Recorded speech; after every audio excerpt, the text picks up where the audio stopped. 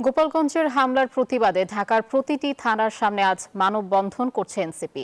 গুলশান থানার সামনে আছেন সহকর্মী আরিফুল ইসলাম, আমরা সরাসরি যুক্ত হব তার সাথে। আরিফ, থানায় এনসিপির মানববন্ধন শুরু হয়েছে কিনা এবং সবশেষ কি তথ্য আছে আপনার কাছে জানাবেন আমাদের।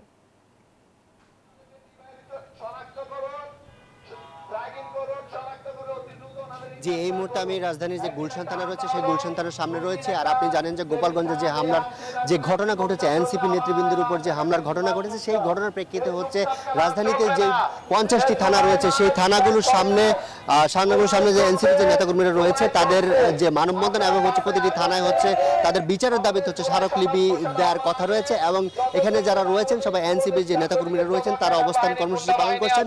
এরপরেই হচ্ছে তারা এখানকার যেই অপারেশন, এখানকার যে ওসি রয়েছেন, অফিসার্স ইনচার্জ রয়েছেন, তার কাছে হচ্ছে তারা স্মারকলিপি জমা দিবেন। আর এনসিপির যে নেতাকর্মীরা রয়েছেন এরকম আজকে যেমন এই 4টার পর থেকে হচ্ছে যেমন হচ্ছে এই গুলশান থানার সামনে হচ্ছে যে মানববন্ধনটি হচ্ছে, সেই সাথে হচ্ছে মানববন্ধন হচ্ছে রাজধানীর যে আরো 49টি থানা রয়েছে, যে বাকি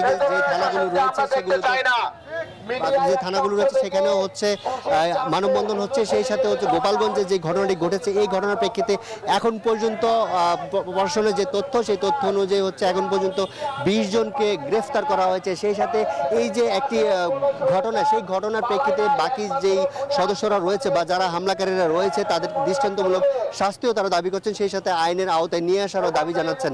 আর এনসিপির যে নেতৃবৃন্দ তারা যারা আছেন তারা বলছেন যে গোপালগঞ্জে যে ঘটনাটি ঘটেছে সেটি খুবই একটি নগ্ন হস্তক্ষেপ ছিল, যেগুলো হচ্ছে প্রশাসনের সামনে হচ্ছে এই হস্তক্ষেপ করা হয়েছে। এমনকি প্রশাসনকে বলা হচ্ছে যে এই ঘটনার সাথে যারা জড়িত তাদেরকে অবশ্যই আইনের আওতায় আনতে হবে। আর আজকে গুলশান থানার সামনে যেরকম একটি কর্মসূচি, মানববন্ধন কর্মসূচি পালন করা হচ্ছে, এরকম হচ্ছে রাজধানীতে অন্যান্য থানাগুলোতে হচ্ছে এই ধরনের মানববন্ধন কর্মসূচি পালন করা হচ্ছে। এরপর প্রতিটি থানায় হচ্ছে স্মারকলিপি প্রদান করার মাধ্যমে হচ্ছে এই কর্মসূচি সম্পন্ন হবে। এই ছিল গুলশান থেকে আমার কাছে সবশেষ। বান্ডেল থাকলে প্রতি সেনমানিতে টাকা বাঁচবে। বিকাশ সেনমানি বান্ডেল কিনে জিতুন প্রতি লেনদেনে।